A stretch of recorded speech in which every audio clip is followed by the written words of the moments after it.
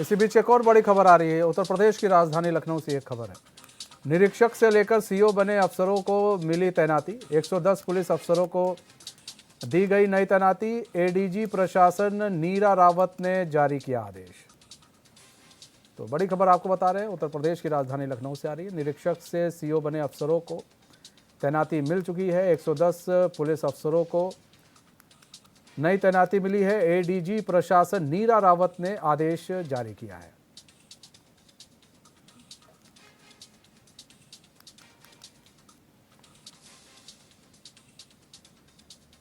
तो निरीक्षक से सीओ बने अफसरों को तैनाती मिली है। 110 पुलिस अफसरों को दी गई है नई तैनाती। जय त्रिपाठी हमारे साथ जुड़ चुके पूरी जानकारी के साथ। जय, बड़ी खबर है, निरीक्षक से सीओ बने अफसरों को तैनाती मिल चुकी है। लगता है जैसे हमारा संपर्क टूट गया है, हम दोबारा संपर्क साधने की कोशिश करेंगे। तो आपको बता दें, ये लिस्ट जो हम आपको टीवी स्क्रीन पर दिखा रहे हैं, ये वही लिस्ट है। निरीक्षक से सीओ बने अफसरों को तैनाती मिल गई है। 110 पुलिस अफसरों को दी गई है नई तैनाती। एडीजी प्रशासन नीरा रावत ने जो है आदेश जारी किया है।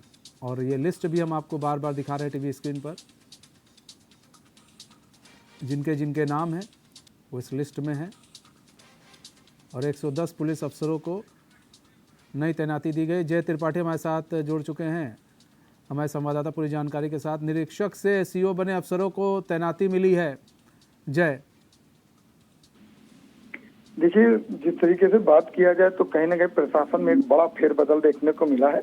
और लोकसभा 2024 से पहले जिस तरीके की उम्मीदें जताई जा रही थी वो कहीं ना कहीं पूरी होती हुई नजर आ रही है। जिस तरीके आपको बताते चले कि सीधे जो है इंस्पेक्टर से सीओ के लिए कहीं ना कहीं तैनाती कर दी गई है। 110 लोगों का जिस तरीके से नाम है और लगातार 110 डिप्टी एसपी के तबादले हुए हैं। आपको बता दें कि जिस तरीके से इंस्पेक्टर से प्रमोट कर डिप्टी एसपी बनाए गए हैं तो कहीं ना कहीं नई नई तैनाती है, नए नए जिम्मेदारियां लोगों को मिल रही हैं। ज्यादातर अगर हम बात करें तो डीएसपी को पीएसी, रेलवे और विजिलेंस और सीबीसीआईडी, यूपीसीएल जैसी जगहों पर तैनात किया गया है। और इस तैनाती की अगर हम बात करें तो जिस तरीके 110 पुलिस अफसरों को नवीन तैनाती दी गई है तो इसको एडीजी प्रशासन नीरा रावत ने कहीं न कहीं आदेश जारी किया है। और उम्मीद ये जताई है कि आने वाले समय में जिस तरीके से इन लोगों को प्रमोट किया गया है और जिस तरीके से एक बार फिर से तबादला एक्सप्रेस चली है तो उम्मीद ये है कि कहीं न कहीं जिस तरह की जिम्मेदारियां दी जा रही, इन जिम्मेदारियों पर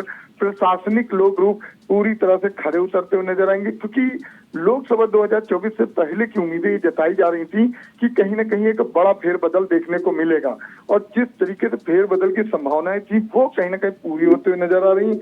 अब जिस तरीके उत्तर प्रदेश में नई नई जिम्मेदारियों के साथ इन लोगों को कार्यभार सौंपा जा रहा है, अब इनको उस पर पूरी तरह से खड़ा उतरना होगा। और कहीं न कहीं जो जिस तरीके से लगातार जिम्मेदारियों के बीच तबादले हो रहे हैं उसमें एक बार ये तबादला देखने मिला है।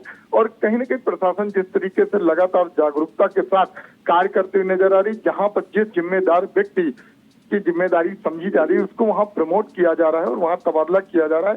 तो कहीं ना कहीं अगर देखा जाए तो बड़ा फेरबदल जरूर है, लेकिन इससे आने वाले समय में कार्यप्रणाली पर कहीं ना कहीं एक अच्छा असर पड़ेगा। और लोकसभा 2024 से पहले ये लोग कहीं ना कहीं अच्छे ढंग से कार्य सुचारू रूप से करते हुए नजर आएंगे। जी कार्यप्रणाली पर एक अच्छा खासा जो है असर देखने को मिलेगा। निरीक्षकों को सीओ बना दिया गया है, ऐसे में जो पुलिस प्रशासन है और मजबूत होगा ऐसे में। और 2024 लोकसभा चुनाव की आप बार बार बात कर रहे हैं जय, तो क्या उसके मद्देनज़र जो सीओ बनाए गए हैं तो क्या इन लोगों को एक अलग से भी प्रशिक्षण दिया जाएगा कि भैया देखिए आप जब इस पद पर तैनात होते हैं तो इस पद की गरिमा क्या है, इस पद के लोगों को किस तरह से काम करना है? देखिए, बिल्कुल मनीष, जिस तरीके से अगर हम बात करें तो कहीं ना कहीं एक बड़ी जिम्मेदारियां रहती हैं। और जिस तरीके से अगर बात करें तो जितने प्रभारी के पद पर रहते हैं, निरीक्षक रहते हैं, उस वक्त भी कहीं ना कहीं अगर देखा जाए तो बड़ी जिम्मेदारियों के तहत ये अपनी जिम्मेदारी को निभाते हुए नजर आते हैं। क्योंकि एक एक थाने के अंदर काफी बड़े बड़े क्षेत्र होते हैं, बड़े बड़े मामले होते हैं, ऐसे में कहीं ना कहीं एक जिम्मेदारी रहती है।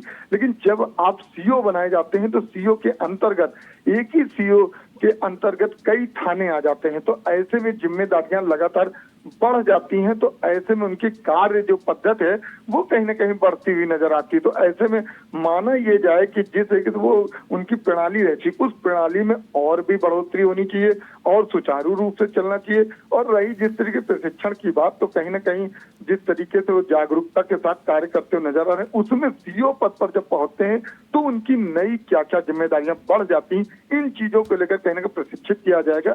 और लगातार बात करें तो जिन जिम्मेदारियों के साथ इनको कहीं ना कहीं उतारा जा रहा है, तो उम्मीद ये भी जताई जा रही ये पूरी तरह से कहीं ना कहीं खड़े उतरते हुए भी बिल्कुल नजर आएंगे। जी मनीष जी, ठीक है जय, बहुत बहुत धन्यवाद हमारे साथ जुड़ने के लिए और तमाम जानकारी साझा करने के लिए।